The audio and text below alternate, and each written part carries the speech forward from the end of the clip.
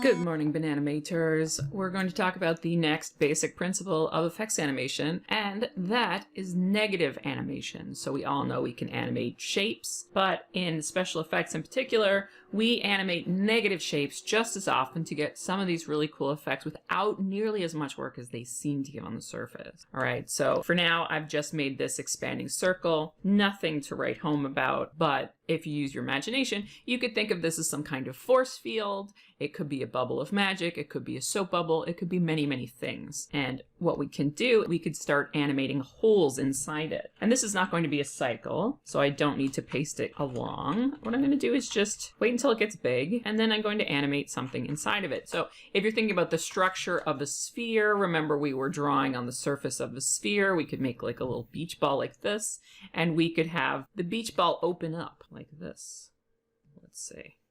We'll just take two lines here. And of course, I don't take my time in my demos because I have no time, but I want you to take as much time as you need to get this working. So if this was something like a force field, it could open like this, where pieces of it are removed. And then when we fill it, we could just make this one a fat one, and then everything else would be gone. So boop. And you can see again, by animating on the surface, you can get something that looks a little bit interesting. And you can think of a lot of different abstract ways to use this.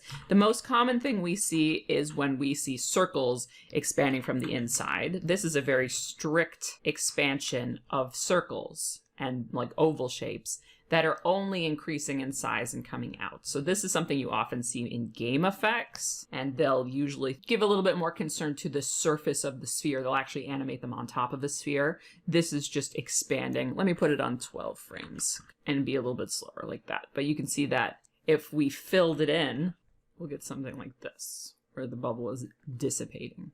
So the next one I did is a very similar in timing, but I let the circles that are expanding be a little bit more organic, and I just kind of drew them where I thought they would look nicer. We get a little bit of lingering around the outside that we don't in this one. So you can expand it with lines, you can use circles, you can use basically any shapes that make sense on the surface of a sphere. You could use diamonds or triangles or stars if you're going to want to animate those in perspective. That's totally up to you. If you animate it flat, it will look flat. So it depends on the style of your show. If you have a really round show where your characters have a lot of perspective involved in their design, this weird guy with the bad bowl cut, it's not going to make sense to give flat effects with something that has a lot of roundness and volume. But I mean, if your character looks like this, then everything flat is going to make sense in his world. He lives in a two-dimensional world. Your effects would be two-dimensional. That makes total sense. So often when I'm trying to teach somebody about effects, the most important word is intention. Should my line be boily? Yes, when that makes sense. If you're animating sticking around, the line should be boily because that's the style of the show. Should my lines be super smooth? Only when that makes sense. If you're going into a land of chaos and you're building yourself out some kind of chaos vortex, if these are your two vortexes, this one's probably not going to take you to the land of tranquility, and this one's probably not going to take you to the land of chaos. It's all about intention. Neither one of these are right or better. It's what's appropriate for what you're doing, right? So with this negative animation, another thing I love to do with it, and I think most of us do, is fire. All right, here's something I've been playing with, just trying to play with some like organic fiery sort of shapes in like a weird cycle. I was just having a little bit of fun. But if I was animating this, here are some places that we can include negative animation, right? So the obvious is the positive animation. You have pieces, big pieces coming up and rising, and you're tracking those and trying to think about the types of shapes that you want. And as you're cleaning it up, if you have a more sophisticated shape, like start very simply, I might start with this shape, and then I'd clean it up into something like this, depending on what it was, or something a little bit more angular, whatever the style ends up needing to be. But we're also going to be animating holes. So here, this hole is expanding, and there's not going to be anything inside of it. So just like we've animated our positive shapes, we can animate these negative shapes, and they will inform the things around them. We can have these being chewed out by those negative shapes. Here we have another hole expanding. See, and we can track that hole just like we would something that exists, and that will change the shapes that we're animating. Think about this guy behind, and now we were thinking about a positive shape. We're going to follow this positive shape like this. But then we see, oh, here's a good opportunity for a negative shape. We'll grow out a negative shape in here, and that will inform the shape of our positive shape. So it's this push and pull of the positive and negatives that is really going to bring dynamic life to what you're doing.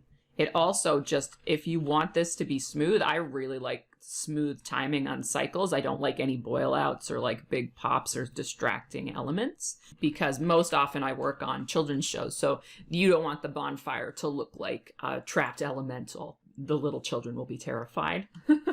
If you're working on a show that has a lot of magic, I've done magic shows in the past, then you want your magic, your fire, your flame, whatever, your smoke, to have a personality and be a little bit distracting intentionally. So again, it comes back to intention. Do you want your fire to be super chill?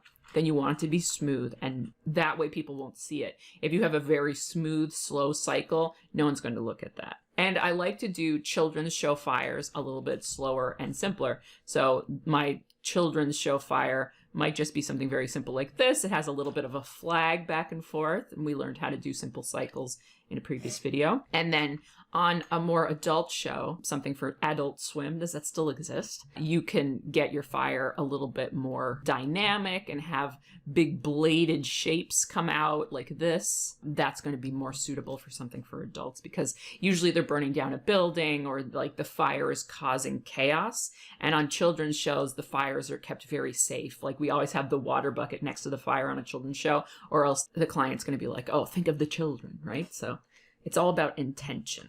When you're tracking these shapes, think about the intention you're going for. For me, this is going to be just a super smooth, liquidy fire. I've been looking at some of the pros online. You can check them out. Ta-da! On my reference sheet that I have pinned on my Twitter. I'll also link it down below. But there are a lot of YouTubers right now, especially Quentin. Quentin's doing some amazing stuff right now. I'm like, I want to know how to do this. So you can see how liquidy and goopy his is. Mine, I love dissipating, so I'm going for a little bit more of a dissipation at the end. Yeah, but go check out Quentin's effects right now. The posts are unbelievable. So good. Give that a try. Think about your negative animation as well as your positive animation. Track all those things, no matter how difficult your cycle gets. Like this is just one thing at a time. Like those simple cycles, you start with a bubble. You can see there's bubbles. I started with the bubbles going across the surface of a sphere. You can see the circles here going up and on their merry way. I started adding hooks along the outside. Where'd that hook go? There it is. This is a pretty long cycle. I love long cycles. So you can add boop, boop, a little hook coming up along the side of your animation, just one thing at a time. Then these circles start to come in, the negative shapes, and you could even fill those negative shapes in. Say, here's where my holes are going to be. And when you flatten it and you get rid of it, it's going to be really easy to clean it up. There you go. So you're creating a lot of interest and differences in your shapes by switching back and forth like this. Very powerful tool. You see it a lot in game animation. Go on Pinterest, look at all those game guys, those big like things like that. You can see, if you look carefully, that there's spheres in there and that they're pulling pieces out of the spheres in different unique ways. And that's how they get that really cool dynamic burst. Keep a look at the timing of it, how fast they go. A lot of this stuff that I'm doing is quite slow. The effects guys, I mean, they're in and out in like 8 frames and it's gone. Looks really cool. That's the secret. Drawing what isn't there. All right, like, share, subscribe, all those things internet people ask you to do, and I will see you in the next video.